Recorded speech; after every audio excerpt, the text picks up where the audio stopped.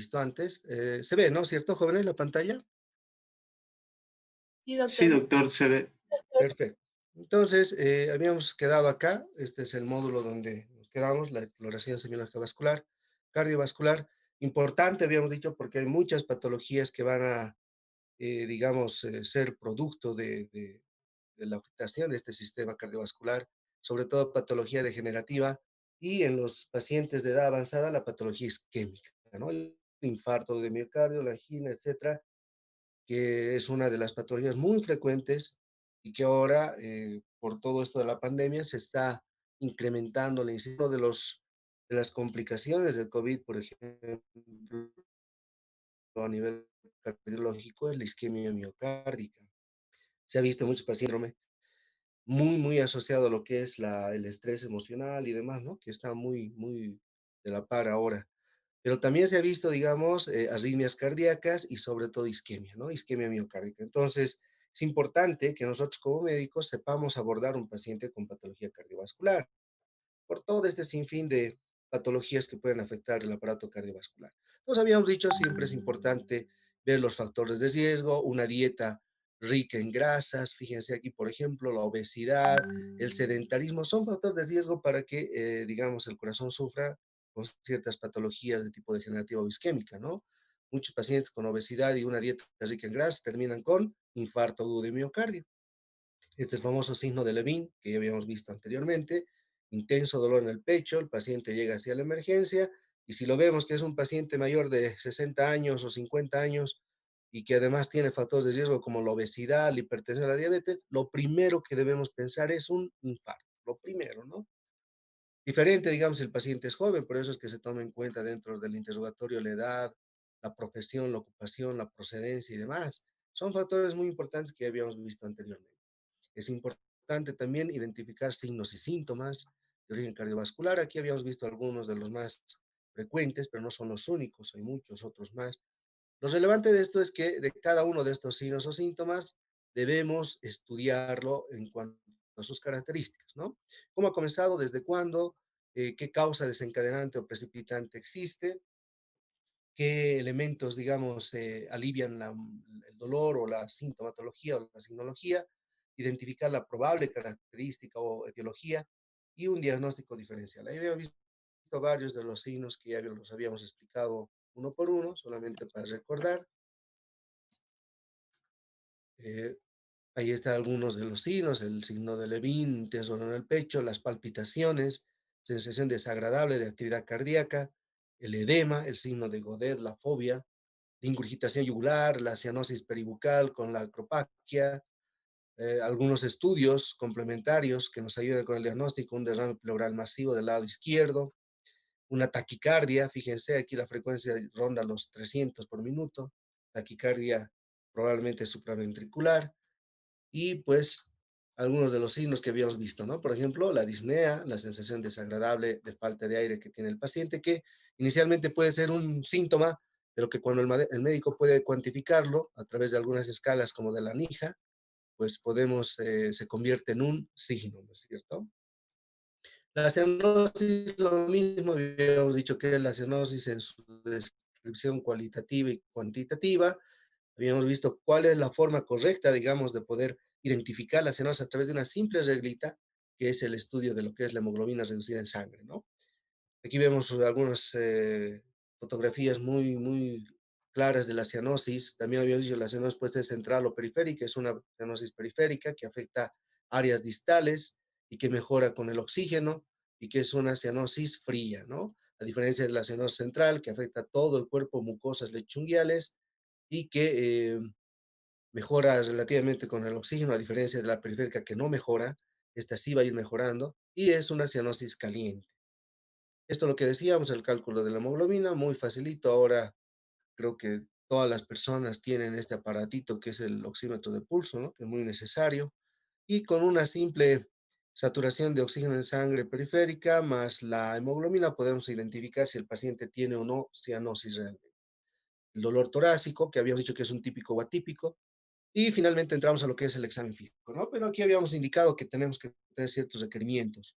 Por ejemplo, conocer un poco la anatomía y fisiología cardíaca, condiciones del ambiente, un ambiente silencioso, privado, bien iluminado, que el médico es todo el material a mano, que el paciente debe estar con el tórax completamente descubierto y habíamos indicado que hay tres posiciones específicas para la evaluación del examen cardiovascular. Siempre el médico a la derecha del paciente, eso no se olviden jóvenes, ¿no? Como ya nuestro examen está cerca, cada vez que les toque demostrar alguna habilidad de uno de estos módulos, pues siempre se van a posicionar a la derecha del paciente, siempre a la derecha porque desde esa posición es más fácil el acceso a diferentes maniobras que se puede hacer. Pero en cardiovascular hay tres posiciones, la que iniciamos en la posición de cúbito dorsal a 30 grados, la semi-Fowler, pero también tenemos la de cúbito lateral izquierdo de Pachón para evaluar el ápex cardíaco y la posición sentada e inclinado hacia adelante, que se denomina la posición mal llamada la posición de Azulay, ¿no? Que, digamos, nos sirve para evaluar lo que es la base del corazón. Entonces, para el recuerdo anatómico, habíamos dicho, anatómicamente el corazón está en medio de los pulmones, pero fisiológicamente el pulmón está en medio del corazón, ¿no? Y eso lo habíamos explicado y de hecho nos ayuda a entender la fisiopatología de muchas enfermedades, como es la insuficiencia cardíaca, la hipertensión pulmonar y demás. Anatómicamente habíamos dicho también que el corazón está en el mediastino anterior, medio inferior, por eso es que la radiografía en proyección postero anterior es la correcta, la que debemos evaluar, porque en esa proyección, acá el paciente apoya el pecho hacia lo que es la placa y el rayo incide desde la parte posterior, haciendo que el tamaño del corazón se aproxime a lo real. Si hacemos lo contrario, antero-posterior, pues el corazón como está en el mediastino anterior y la placa estuviera acá, el rayo incidiría por acá, el corazón se hace más grande, mostrando una falsa cardiomegalia. Ahí está alguna de las características anatómicas del corazón, con todos sus elementos. Ahí están las arterias y venas coronarias. Estas son, ¿no?, las que nos dan muchísimo problema y pueden llevar, digamos, a la muerte del paciente cuando se obstruyen por placas ateromatosas. Y bien, finalmente habíamos entrado a lo que es la exploración. Acá hemos visto que en examen cardiovascular se aplican las cuatro, digamos, técnicas semiológicas básicas. Se inspecciona, se palpa, la percusión ya está, digamos, relegada por la incursión de lo que es la radiografía y la ecocardiografía, mucho más aún. Sin embargo, lo habíamos mencionado como conocimiento, ¿no? Siempre hay que tener cierto conocimiento de cómo se realizaba esta técnica, pero actualmente ya no se la aplica porque ya tenemos otros medios mucho más exactos, como la radiografía, que es simple, no invasiva y relativamente barata. Y la auscultación, que sí es muy importante, que es lo que ahora vamos a complementar. Simplemente para recordar, la inspección hay una pasiva y otra activa. En la pasiva nos va a evaluar lo que es la forma, tamaño, simetría, las características de la piel, tejido subcutáneo, músculos, ¿no? También la arquitectura de la región, la configuración externa de la región precordial. Recordemos que cuando estamos en la exploración cardiovascular, nos referimos a una inspección pasiva de la región precordial, no de todo el tórax, ¿no? Como habíamos visto en el módulo anterior. Y la inspección activa, que nos va a evaluar lo que son los latidos mediante la inspección dinámica, y estos pueden ser positivos o negativos, y el latido más importante, que es el latido de choque de punta. Ahí está el latido de choque de punta, en 1628 se describió por primera vez, también se llama el punto de máximo impulso, y es el levantamiento que experimenta la región apexiana producto de la sístole ventricular izquierda, ¿no? La rotación que genera el ventrículo izquierdo cuando se contrae va a producir un levantamiento de la región apexiana, ocasionando o produciendo lo que es el denominado choque de punta. Este latido es muy importante, ¿no? Ya habíamos visto. Es característicamente visible en pacientes jóvenes, menores de 25 años. En mayores de 25 años puede ser visible, pero generalmente se asocia a alguna patología subyacente. Y el hecho de que no sea visible no significa que sea patológico, ¿no? Esos puntos que hay que tomar en cuenta. Hay otros elementos que influyen en el choque de punta que están descritos acá, pero que el más importante es el movimiento que genera el ventrículo izquierdo en cada sístole, ¿no? Ese es el latido de choque de punta y habíamos visto, a ver si corre este videito. Este es un latido de choque de punta patológico, ¿no? Esto no es normal. Ha puesto en el video para que podamos ver con claridad cómo es que debe evaluarse o visualizarse. Miren este latido de choque. Este es un latido de choque de punta patológico porque tiene una gran intensidad, ¿no? Muy intenso el latido de choque de punta, y está desplazado. Porque si ustedes recuerdan, habíamos indicado que el latido de choque de punta se localiza en la línea medio clavicular del lado izquierdo, con la intersección del quinto espacio intercostal. Sin embargo, este está un poco más descendido, lo cual nos podría dar una idea de que hay un crecimiento ventricular izquierdo, probablemente, que está desplazando el choque de punta hacia abajo y algo hacia afuera. Pero es un latido patológico, ¿no? ¿Cuáles son las características? Habíamos dicho, localización, la intensidad o amplitud, la extensión, que no debe ser más de una moneda de 20 centavos o el espacio o el tamaño del espacio intercostal. Luego vamos a evaluar lo que es la frecuencia, el ritmo y algunos latidos ajenos más al choque de punta. ¿Qué pasa si no observamos correctamente el latido de choque de punta a la inspección?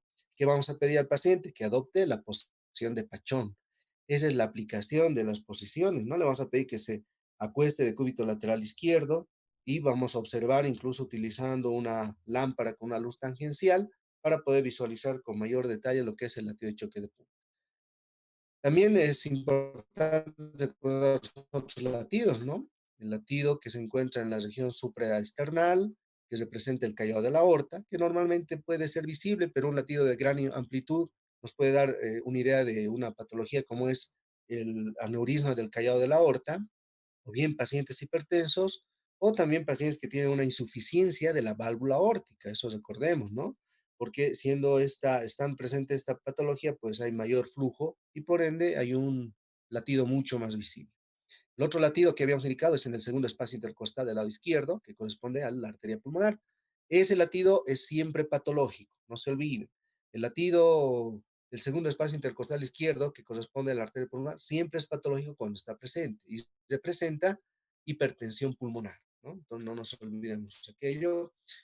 Y el otro latido, pues, es el latido de choque de punta que habíamos visto. Y finalmente el latido epigástrico, que representa la actividad del ventrículo izquierdo o bien la arteria aorta abdominal. Luego viene la palpación, es una técnica que va a complementar los hallazgos de la inspección. Acá, lo mismo que en tórax pulmonar, vamos a evaluar en primera instancia la sensibilidad a través de la palpación digital, evaluando, digamos, o tratando de identificar el sitio exacto de dolor que refiere el paciente. Esto nos ayuda a identificar muchas veces el origen del dolor, ¿no? Habíamos indicado que los dolores, digamos, viscerales son dolores como el dolor de la angina miocárdica o la isquemia miocárdica, es un dolor mal percibido, mal localizado. El paciente indica que siente un dolor adentro en el pecho y no puede localizarlo. Si el paciente nos refiere eso y nosotros le palpamos y no localiza el dolor, hay que prestar mayor atención porque puede tratarse de una isquemia miocárdica. En cambio, el paciente que identifica y localiza muy bien precisamente el dolor, ese es un dolor más de tipo parietal que puede deberse a una alteración de las estructuras de la caja torácica, ¿no? Nervios, articulaciones y demás. Entonces, la sensibilidad es un elemento que debemos evaluar durante la palpación. Posteriormente, vamos a evaluar los latidos que habíamos inspeccionado en una primera instancia, los frémitos, los frotes, ¿no? Habíamos dicho que es el frémito, es la percepción táctil de un soplo. Y el soplo, cuando hablamos de exploración cardíaca, es nada más que el ruido que genera el flujo turbulento a través de la circulación. Recordemos, el flujo es laminar, pero cuando hay algún obstáculo se genera turbulencia y esa turbulencia genera un ruido, que cuando es lo suficientemente fuerte, uno lo puede percibir a través del tacto, llamándose en este sentido frémito o estremecimiento catario o tril, ¿no? Que son los nombres que tiene esta característica de los frémitos. Y el frote, que se debe a una alteración en la estructura de lo que es el pericardio, generando un ruido característico que es sincrónico con el pulso, ¿no? Con cada sístole y diástole del corazón, y que también lo podemos identificar a través de la palpación. Entonces, son las dos técnicas semiológicas básicas que en principio las vamos a aplicar.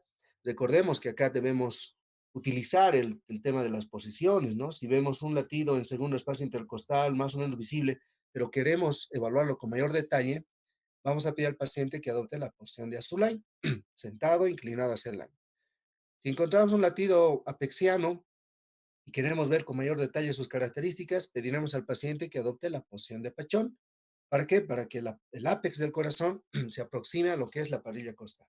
Entonces, no se olviden, esa es la aplicación que debemos dar a las posiciones en la exploración del paciente. Aquí vemos con más detalle cómo está palpando, ¿no? Una palpación a mano llena en primera instancia de lo que se refiere al latido de choque de punta. Y luego la localización y sus características con la palpación digital. Si no podemos evaluar correctamente en esta posición, pues pedimos al paciente que adopte la posición de Pachón, que es esta precisamente, ¿no? Fíjense. Y a la inspección podemos aplicar una luz tangencial en la región para ver con mayor detalle lo que es el latido de choque de punta. Acá lo mismo, está palpando con el pupejo de los dedos el latido de choque de punta y sus características. También habíamos indicado que podría hacerse eso con el paciente en decúbito o más bien en bipedestación, que también es posible, pero lo ideal es hacerlo en decúbito dorsal. Lo mismo acá, a mano llena de inicio y posteriormente con el pulpejo de los dedos para localizar y evaluar sus características, ¿no? Ahí me preguntaron la vez anterior que estuvimos con esto, ¿y qué pasa si es mujer? Pues no hay ningún problema. Con el borde cubital de la otra mano o la misma, el borde del lado pulgar se desplaza la mama y se puede palpar con toda facilidad lo que es el latido de choque. La percusión, bueno, es una técnica que no se le aplica, nos sirve para ver sobre todo el área cardíaca a través de la línea pato-punta, el borde derecho-izquierdo del corazón, a través de la técnica percutoria, ¿no? Y que vamos a encontrar un área de submatriz cardíaca que más o menos es el tamaño del puño, que se localiza en la región anterior, inferior y al lado izquierdo del tórax, ¿no? Bueno, esta técnica ya no se la aplica, pero es importante conocer como referencia cómo se hacía la percusión. Esto es una técnica muy inexacta que nos podría dar información cuando hay grandes aumentos del área cardíaca, como en cardiomegalias globales o derrames pericárdicos masivos, ¿no? Entonces, ¿qué vamos a emplear en vez de la percusión? La radiografía de tórax en proyección póstero-anterior. Y bien, entonces ahora sí vamos a entrar a lo que nos corresponde, la auscultación.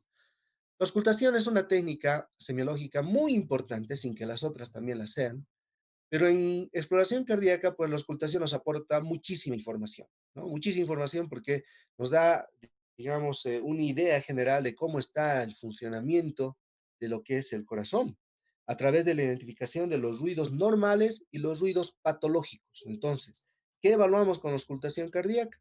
Ruidos normales y ruidos patológicos. ¿Cuáles son esos ruidos normales ahora?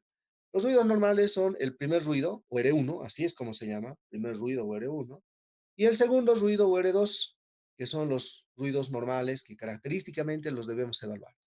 También hay un tercer ruido, el tercer ruido cardíaco o R3, que bueno, este ruido, a diferencia de los otros dos que siempre están presentes, el tercer ruido está presente sobre todo en pacientes jóvenes, menores de 25 años. En pacientes mayores de 25 años, la presencia de un tercer ruido ya no es normal. Este tercer ruido pasa a los ruidos patológicos si el paciente tiene más de 25 años. Vamos a ver por qué más adelante. Pero hasta los 25 años se considera el tercer ruido como un ruido normal. Entonces, primer ruido, segundo ruido, tercer ruido y el desdoblamiento fisiológico del segundo ruido, que es algo que también lo vamos a repasar. El desdoblamiento fisiológico. ¿Por qué desdoblamiento? Dirán, ¿no? Vamos a ver enseguida a qué se debe cada uno de estos y ahí vamos a comprender de qué se trata esto del desdoblamiento fisiológico. Y los ruidos patológicos, cardíacos patológicos, que vendría a ser el tercer ruido, cuando el paciente es mayor de 25 años, el cuarto ruido, que también es patológico, aquí está, y el desdoblamiento patológico del segundo ruido. Si había un desdoblamiento fisiológico, lógicamente vamos a tener también un desdoblamiento patológico de este segundo ruido, que se divide en dos, uno llamado paradójico y el otro que es fijo. Vamos a verlo con detalle enseguida. Y los otros ruidos patológicos cardíacos son los soplos, los clics y los chasquidos, ¿no? Los soplos, habíamos dicho, es el ruido que genera el flujo turbulento a través de la circulación, producto de algún obstáculo. Y los clics y chasquidos son ruidos característicos cuando hay una alteración en el borde de las válvulas, de lo que son las válvulas auriculoventriculares o sigmoideas. Bien, pero para poder realizar la auscultación, si bien sabemos qué vamos a auscultar, ¿no? Es lo que en este momento habíamos repasado, qué auscultamos o qué ruidos vamos a auscultar, ya los habíamos visto cuáles, ruidos no patológicos, pero cuando hablamos de auscultación debemos saber dónde y cómo vamos a hacer la auscultación. Y esto es algo que realmente es básico, jóvenes. Todos deberían saber esto como si fuera su nombre, ¿no? Siempre les digo aquello. ¿Por qué? Porque el conocer las áreas y focos de auscultación cardíaca es terriblemente importante, ¿no? Se han dado casos que no saben dónde están los focos o áreas de auscultación, entonces es algo que deben conocer, es muy básico y que deben saber necesariamente. Entonces, ¿cuáles son los focos de auscultación? Son 5 focos principales. Hay también otros focos de auscultación posterior que en casos excepcionales se los puede aplicar, pero los que básicamente se emplean son los 5 focos que se denominan el foco aórtico, el foco pulmonar, tricuspidio, mitral o apical y el foco de ERF o secundario aórtico o accesorio, ¿no? Son los 5 focos de auscultación cardíaca que debemos conocer. Y hay tres áreas de auscultación cardíaca. El área externo-clavicular, lo dice el nombre, está entre el esternón y las clavículas, todo ese sector. El área mesocárdica, que es un punto equidistante a todos los focos mencionados. Y el área epigástrica, que está precisamente en la región epigástrica. Entonces son las tres áreas y los 5 focos importantes que debemos conocer. ¿Dónde se localizan? Para localizar los focos de auscultación cardíaca vamos a tomar puntos anatómicos de referencia y el que a nosotros nos sirve es el ángulo esternal de Lewis, la unión de la cabeza con el cuerpo del esternón, ¿no? Este relieve óseo que todos tenemos, que es una sobresaliencia, pues nos da el punto de referencia. A partir de este ángulo va a emerger lo que es la segunda costilla, aquí está la primera, segunda costilla, y por debajo el segundo espacio intercostal. Por lo tanto, el foco aórtico se localiza en el segundo espacio intercostal, línea paraesternal del lado derecho, derecho. Ese es el foco aórtico. El foco pulmonar está en el segundo espacio intercostal, línea paraesternal, pero del lado izquierdo, ¿no? Del lado izquierdo. El foco accesorio está en el tercer espacio paraesternal izquierdo. El foco tricuspidio tiene dos posiciones. El cuarto espacio intercostal sobre la línea paraesternal del lado izquierdo o bien sobre la base de la apéndice sifoides, acá. Los dos puntos valen. Y finalmente el foco mitral, que está localizado en la línea medio clavicular y el quinto espacio intercostal, ¿no? Justo por debajo de la tetilla en el varón, del pezón en el varón. Ese es otro punto anatómico de referencia. Por lo tanto, es la localización de los 5 focos de auscultación principal. Las áreas, habíamos dicho, el área externo-clavicular que abarca toda esta región, supraesternal, supraclavicular, todo esto es el área externo-clavicular. El área mesocárdica, que es todo esto, un punto equidistante a todos los focos, y el área epigástrica, ¿no es cierto? Ahí está. Bien, entonces ya sabemos qué vamos a auscultar, ahora ya sabemos dónde. Ahora, ¿cómo vamos a hacer la auscultación? La auscultación cardíaca la vamos a realizar a través de nuestro instrumento, ¿no? Es una auscultación mediata en el cual vamos a hacer uso de nuestro instrumento que es el fonendoscopio o estetoscopio. Recordemos que este instrumento tiene una campana y un diafragma o membrana. La campana nos sirve para evaluar ruidos de tonalidad grave y la campana o la membrana nos sirve para evaluar ruidos de tonalidad aguda. Entonces, por ejemplo, cuando hablamos de ruidos cardíacos, los ruidos normales, como el primer, segundo, hasta el tercer ruido un poco, pero más que todo el primer, segundo ruido, son de tonalidad aguda. En cambio, el tercer, cuarto ruido son de tonalidad más grave. Por lo tanto, podríamos escuchar mejor un tercer ruido con la campana que con la membrana. En cambio, un primero o segundo ruido lo ocultamos mucho mejor con lo que es la, la membrana, ¿no es cierto? Por lo tanto, esa es la aplicación del instrumento.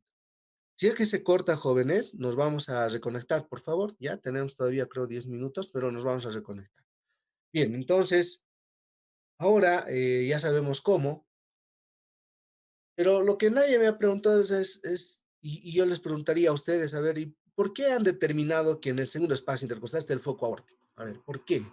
No, nadie me preguntó, no me dijeron, pero a ver, yo les pregunto, les devuelvo la pregunta. ¿Por qué creen que han dicho que aquí es el foco aórtico y aquí el foco mitral? Cuando, si nosotros, no sé si por aquí hay alguna diapositiva, pero si nosotros vemos, por ejemplo, la disposición de estas válvulas, todas están en la región mesocárdica. Ahí sí, están las 4 válvulas, están ahí juntas prácticamente. Y entonces, ¿en qué se basaron para que determinen que el foco órtico está en el segundo espacio y el mitral está en el quinto espacio, lado izquierdo? A ver, ¿cómo podrían responder esa incógnita? ¿O no es incógnita? No, no sé. Básicamente, esto es por el flujo, ¿no es cierto? El flujo de la sangre a través de estas válvulas, porque anatómicamente las 4 válvulas están aquí, juntitas están. Entonces, cuando se genera un flujo a través de estas válvulas, el flujo tiene una dirección. En este caso, el flujo a través de la válvula aórtica se dirige hacia el callado de la aorta y va a señalar directamente hacia lo que es el segundo espacio intercostal. Por eso es que han determinado que el foco aórtico esté sobre el segundo espacio intercostal, del lado derecho, ¿no? Por el flujo de sangre. Lo mismo el foco pulmonar. El flujo a través de la arteria pulmonar, o perdón, de la vena pulmonar, está pues eh, se dirige hacia el segundo espacio intercostal del lado izquierdo, ¿no? Justamente acá. Por lo tanto, el flujo de sangre es el que determina la localización de los focos de auscultación. Lo mismo para el tricuspidio, lo mismo para el mitral. El flujo de sangre a través de la válvula mitral se dirige hacia lo que es la quinta costilla y por lo tanto se irradia incluso hasta la axila. Por eso es que algunas alteraciones de la válvula, como insuficiencia o estenosis, la podemos auscultar irradiándose hacia la axila, ¿no? Es por eso, porque tiene contacto con la quinta costilla. Por lo tanto, esa es la explicación de por qué están dispuestos así los focos de auscultación. Y para no olvidarse, ¿no? Incluso mnemotécnico, no sé si por aquí está, aquí, ¿no? Mnemotecnia dice, ahora PTM, bueno, hay otros, ¿no? Mi amor por ti, etcétera, una serie de mnemotécnicos que nos sirven, digamos, para no olvidarnos, porque esto es muy importante, ¿no? Es demasiado importante, cosa que un paciente o un estudiante que no sepa esto, pues realmente se hubiera perdido.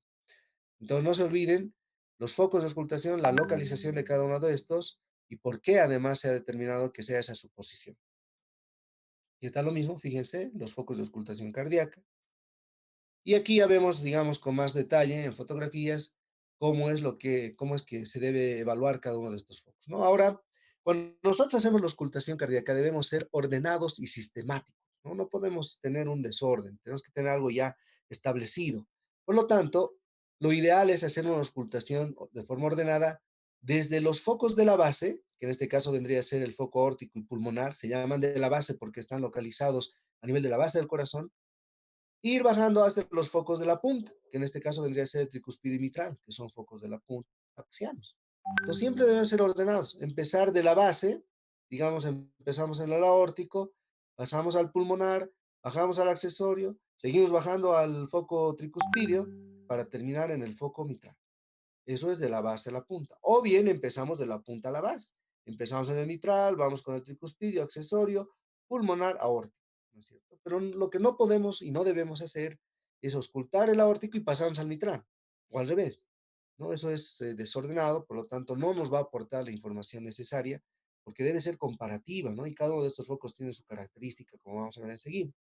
Entonces, foco aórtico, pulmonar, tricuspidio, mitral. De la base a la punta o de la punta a la base.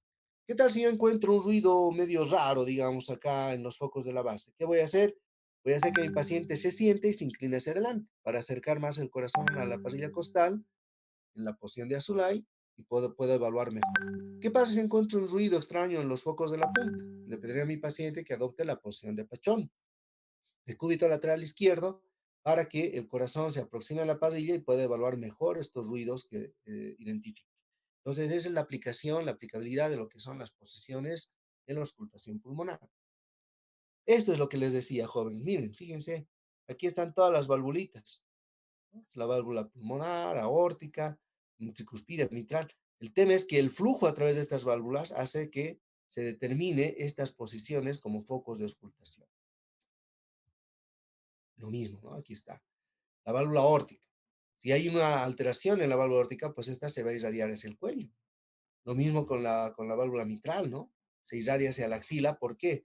Porque el flujo hace contacto con la quinta costilla y la quinta costilla termina en el hueco axilar. Por lo tanto, se irradia hacia la axila. Entonces, es algo que debemos tomar en cuenta a la hora de interpretar los hallazgos. Bien, entonces ya sabemos qué vamos a auscultar, ya sabemos dónde, también sabemos cómo, ¿no es cierto? Pero ahora lo que habíamos indicado, vamos a interpretar y para eso debemos ser sistemáticos, ¿no?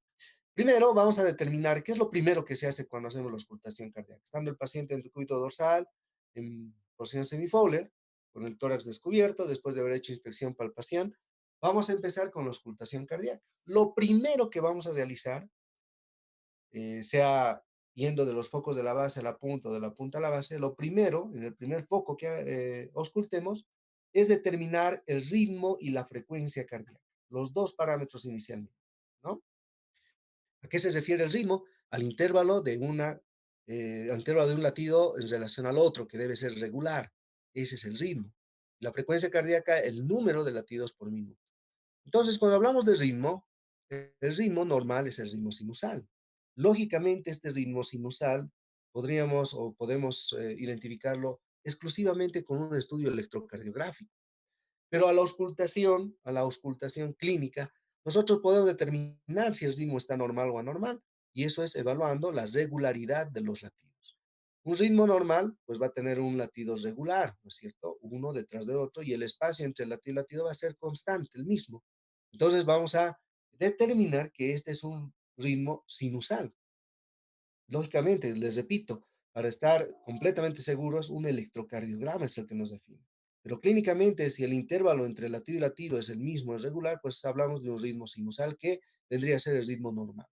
Todo lo que esté fuera de ese ritmo se llama arritmia cardíaca y es patológico. Y ahí podemos tener las taquiarritmias, las bradiarritmias, tenemos las taquicardias supraventriculares, la fibrilación auricular, que es una de las arritmias más frecuentes y prevalentes en el mundo, ¿no es cierto? Y que tiene muchos efectos catastróficos en el paciente. También tenemos ahí las taquicardias supraventriculares, como el Wolff-Parkinson-White. Tenemos las bradiarritmias, como los bloqueos auriculoventriculares de primer, segundo, tercer grado. Entonces, hay el ritmo idoventricular, etcétera. Hay una serie de ritmos patológicos que entran dentro de lo que se llama la arritmia cardíaca. ¿Y cómo lo identificamos a la simple auscultación?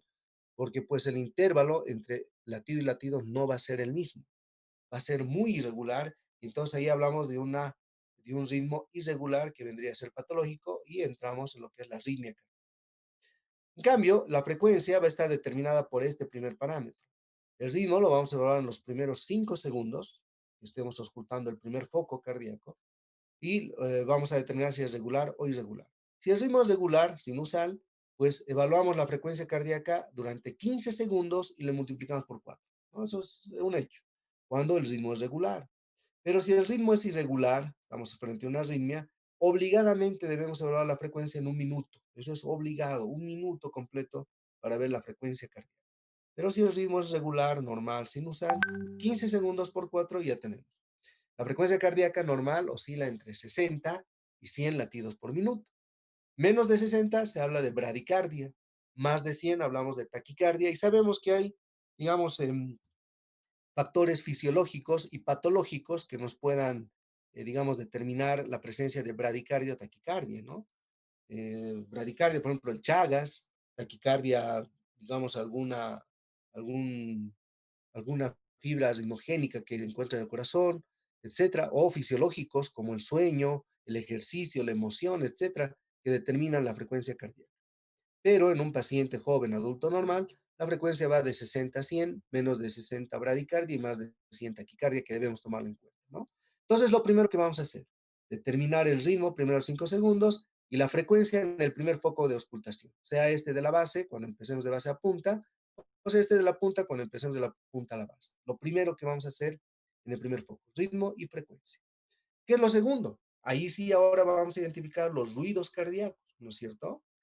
¿Qué ruidos cardíacos? Habíamos dicho los ruidos cardíacos normales,